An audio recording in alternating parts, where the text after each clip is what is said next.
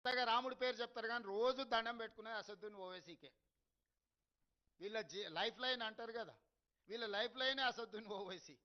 ఆయన పేరు లేకుండా, ఆయన జపం లేకుండా రాముడి పేరు ఎన్నిసార్లు వీళ్ళు తలుచుకున్నారో, అసదుద్దీన్ ఓవైసీ పేరు ఎన్నిసార్లు తలుచుకున్నారో చూడండి.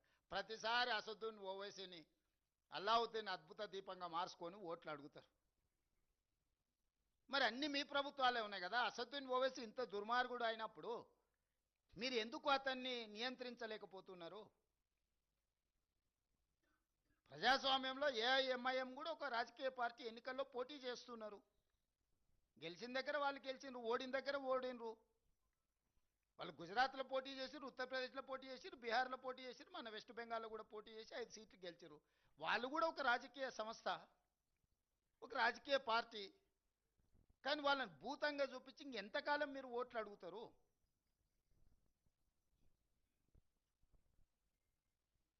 కాబట్టి కేవలం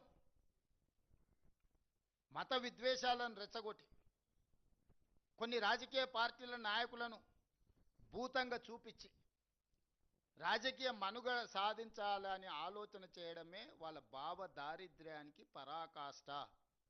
ఈ భావ దారిద్ర్యాన్ని చూసి బీజేపీకి ఓటు వేయాలన్న తెలంగాణ ప్రజలు మీరు ఆలోచన చెయ్యండి.